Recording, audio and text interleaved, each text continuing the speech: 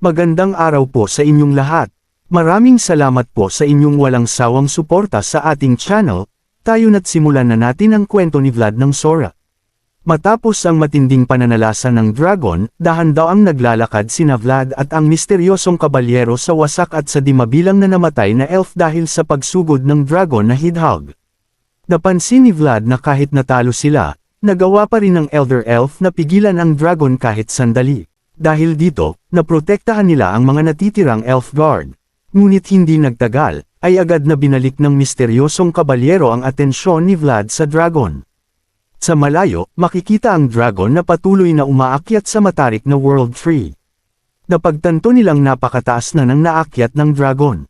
Tinanong ng matandang kabalyero si Vlad, na kung marunong daw ba itong umakyat ng puno. Sumagot naman si Vlad, na yun daw ba talaga ang mas mahalaga. Saad pa ng misteryosong kabalyero, na tama daw itong si Vlad. Kahit pa daw na magaling silang umakyat, ay hindi nila kayang habulin ang dragon na iyon. Napaisip na nga lamang si Vlad, na hindi nito alam kung ano ang susunod na gagawin. Bigla namang umilo ang lupa sa kanilang ilalim at lumabas ang isang napakalaking magic circle. Sa kabilang banda, ang mga Elven Elder ay ginagawa ang kanilang huling spell. Halos hindi na makatayo ang kanilang pinuno habang ibinubuhos ang natitira nitong mana sa spell na iyon. Saad pa ng Elder, na ipinagkakatiwala nito kay Vlad ang huling pag-asa ng World Tree. Mula sa lupa, sumibol ang isang napakalaking ugat ng puno.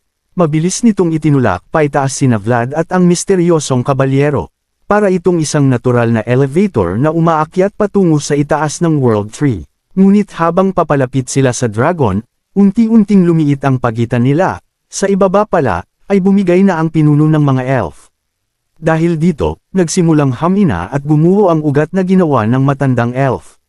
Napansin naman ni Vlad na bumabagal sila, ngunit hindi nagdalawang isip ang matandang kabalyero at sinabi nitong tama lang daw ang pagtaas nila. Tumalon naman bigla ang matandang kabalyero gamit ang natitira nitong lakas ng ugat at mabilis na sumugod sa dragon. Ngunit mabilis ding kumilos ang halimaw. Hinarang nito ang pag-atake ng matandang kabalyero gamit ang buntot, at sa isang malinis na galaw ay nasugatan nito ang buntot. Ngunit hindi ito sapat upang mapabagal ang halimaw. Sa sakit, ay bumagsak ang dragon pababa at nakuha pa rin itong umatake sa matandang kabalyero. Nakailag naman ang matanda at dumistansya sa dragon. Nang papasugod na ang dragon, ay naglabas ang matanda ng nakakasilaw na liwanag. Napapikit ang dragon sa liwanag at dito ay umatake na nga si Vlad gamit ang kanyang espada na nakabalot ng aura. Sinalubong ni Vlad ang dragon at sa lakas ng impact ay nabali ang espada ni Vlad. Ngumiti pa nga ang dragon at tila ba minamaliit nito si Vlad. At dahil dito, nagalit si Vlad at kinuha niya ang kanyang punyal at diretso itong itinusok sa mata ng dragon. Sumigaw ang halimaw sa sakit. Hindi na nagatubili si Vlad at pinakawalan nito ang natitira nitong aura. Isang malakas at nakakasilaw na kidlat ang tumama sa dragon. Dahil sa epekto, bumagsak ang matandang kabalyero kasama ng mga kahoy at sumigaw ito kay Vlad na mag-ingat daw ito. Sa ibaba ay makikita na tumama ang misteryosong kabalyero sa mga sanga ng World Tree at bumagsak sa lupa.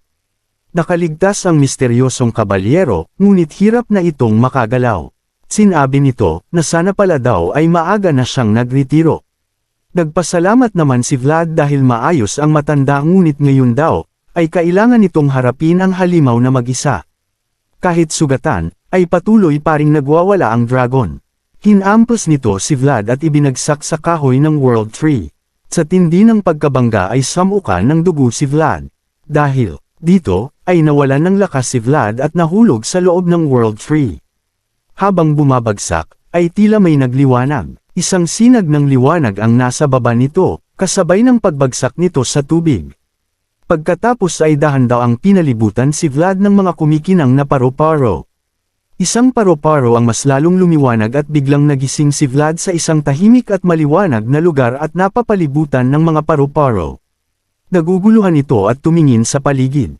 Sinabi ni Vlad na ang lugar daw na ito ay ang nakita niya noon sa ginintwang amber. Pagkatapos ay may biglang nagsalita mula sa kanyang likuran. Tinanong nito kung masakit daw ba. Sa likod ni Vlad ay may isang kabalyerong nakasuot ng puting kapa at puting baluti na may hawak na espada. Sino kaya ang misteryosong kabalyero na ito, At ano kaya ang mangyayari sa World 3? Yan ang ating aalamin sa susunod na kabanata. At kung nagustuhan nyo ito sanay mag-iwan kayo ng like, at mag-subscribe na din kayo dahil malaking tulong na ito sa ating channel. Hanggang sa muli.